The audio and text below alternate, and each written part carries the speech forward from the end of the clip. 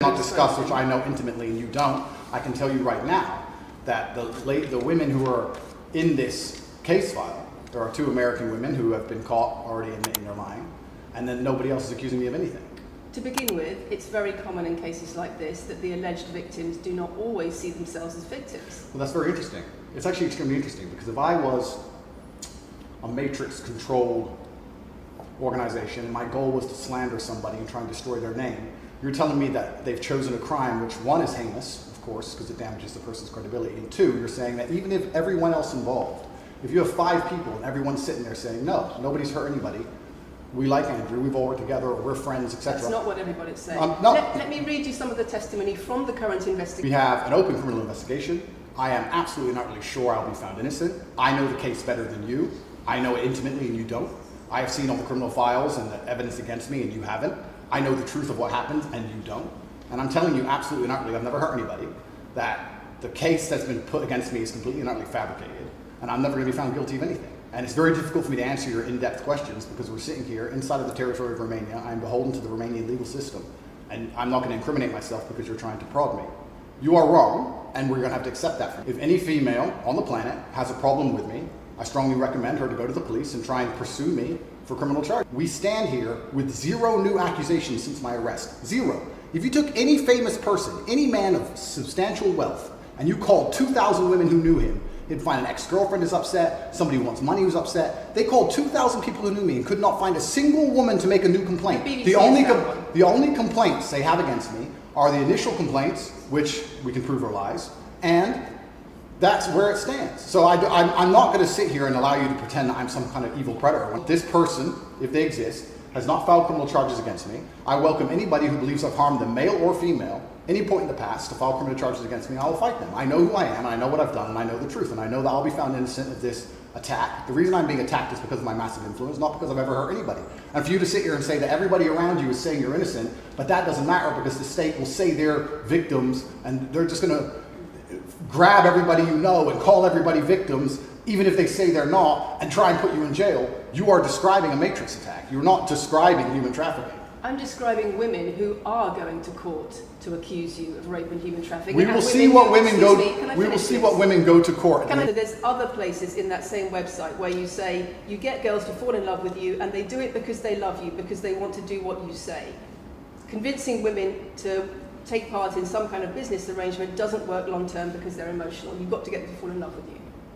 That's coercion, that's emotional manipulation, that's abuse. What you've found are clips from the internet, some text from the internet, and you're going to sit here and tell me that that's the reason I should be put in jail. Your website, your words. It's not my website. Yes, it is. No, it's not. Check my website. Next. I'm guessing what you're trying to say is you're accusing me and you're trying to say that I'm guilty of the things I'm accused of and that I'm emotionally manipulating people. I'm saying that you have said you emotionally manipulated people here for your own financial gain. No, absolutely not. And I'm asking you about that. Absolutely not is the answer. I look forward to the end of this trial. I look forward to clearing my name. I look forward to the BBC and the legacy media having to say not guilty and having to tell the truth. It's not just thousands of women have come out in my defense. Thousands of women have come out in my defense, and you've not mentioned that. Thousands of women come out in my defense. Because the problem is when women accuse you of serious crimes. Okay, and emotional manipulation. Well, let's agree that thousands of women. Let's agree that it's not the problem that some people say you haven't done it. It's a problem that some people say you have. Thousands of women come out in my defense, and as we stand right now, we have an open criminal investigation. The people who are involved in the criminal investigation are saying that we're not victims of anything. Andrew's fine; he's never hurt us. You're saying no. I have the opposite to that. I have to counter that. I have someone called Sophie with no face, a fake name, who we've invented, and she's not accusing you of anything criminal. So I don't see the whole point you're trying to make here. You say you manipulate women. They say you manipulate women. Why wouldn't people think you do? I'm not here. Do you think I'm manipulating you? I'm asking you about the testimony you've given on your website and the testimony women have given. You've printed something off that you found on Reddit, and you're going to sit here and say that makes me a bad person. I'm saying that you should know better as a journalist and do some proper journalism. It's only about the criminal allegations. It's a much bigger issue. You've got children's organisations in the UK, you've got rape organisations in the UK, you've got the police naming you by name as someone who has a harmful influence on children and on women in the UK and elsewhere because of the things you say, because of the way you present gender relations, the way you say men should treat women. That's very upsetting, and the reason that's very upsetting is because I know that's not true. I'm genuinely a good person. I believe my impact on the world is positive, In fact, if you were to read the comment section of nearly any video I post, especially by the legacy media, 95% of the population agree with me. Most people know that the things I say are positive. Legacy media as a whole has lost all its credibility in the last 3 to 4 years. Nobody believes it. And it's a shame, it's a massive shame that the BBC come here and try and push and purport this idea that I'm a dangerous person. I'm anti-drugs. I've never pushed drugs or any... I'm anti-drugs. I'm anti-violence. The UK is facing a knife crime epidemic, and they're going to sit here and say that I'm the most dangerous man in the UK. You have said you're the most dangerous man in the world. I've said I'm the most dangerous man in the world. You've also said that a woman's intimate parts belong to her male partner. I'm glad you find that funny. I find it funny that you're sitting here saying that I've said I'm the most dangerous man in the world, and you believe that's.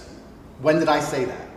I'm asking if you believe it. No, you said you're the most dangerous man in the world. Is that some kind of proof that I'm dangerous? Am I Dr. Evil now? I'm telling you that it's very upsetting that you're going to sit here and that certain organizations in the world are going to try and pretend that I'm the biggest force of evil on earth when I'm genuinely a force for good. You have said. I'm genuinely a force for good. I've said. And the reason they're doing this is because of the massive influence I have over the youth, and they don't like that I'm telling the youth to think outside of the matrix and ignore things like the BBC, which come here with loaded questions and false narratives and try and paint innocent people as guilty. You've said women's intimate parts belong to their male partner. I said that if a woman marries a man, she takes his last name and traditionally the man gives her away.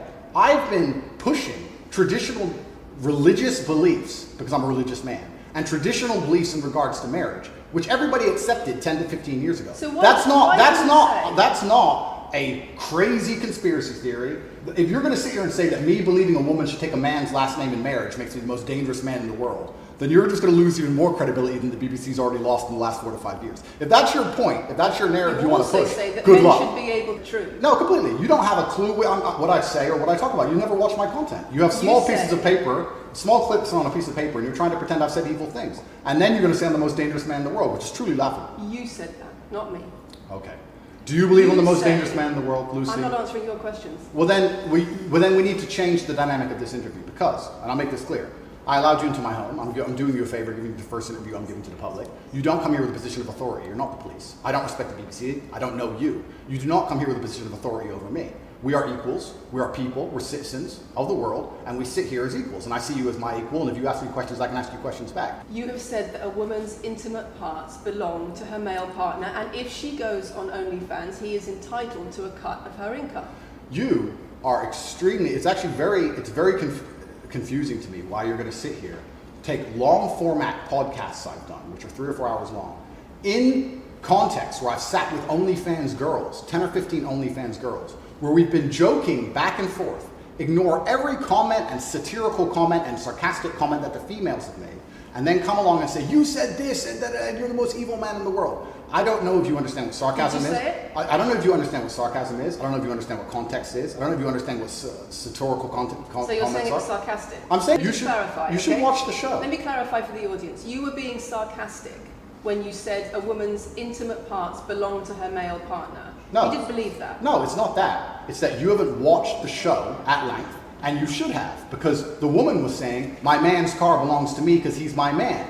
And she was on OnlyFans. And then 20 minutes later, when she said she was on OnlyFans, I said, well, you're selling your body, that belongs to him because he's your man. And she laughed, and she said, yeah, that's probably true. If you watch the show, it will make sense. For you to come here with doing no research at all, and then say, I don't understand what I'm talking about, but I've got this piece of paper with a few things printed off, that's why you're saying the silly things you're saying. You should watch the show, Gendered Argument. I really think that it's genuinely sad that when the BBC has a chance to finally interview me at the end of all this Matrix attack, that they don't come here with any kind of genuine openness to try and understand my influence over the world, or the things I push, or what I'm trying to teach the world, or why I'm a good influence on the world, because I am a massively good influence. Instead, they come here with pieces of paper, with printed out excerpts from 5-year-old podcasts, taken out of context, to attempt the same Matrix attack on me, which has been attempted endlessly.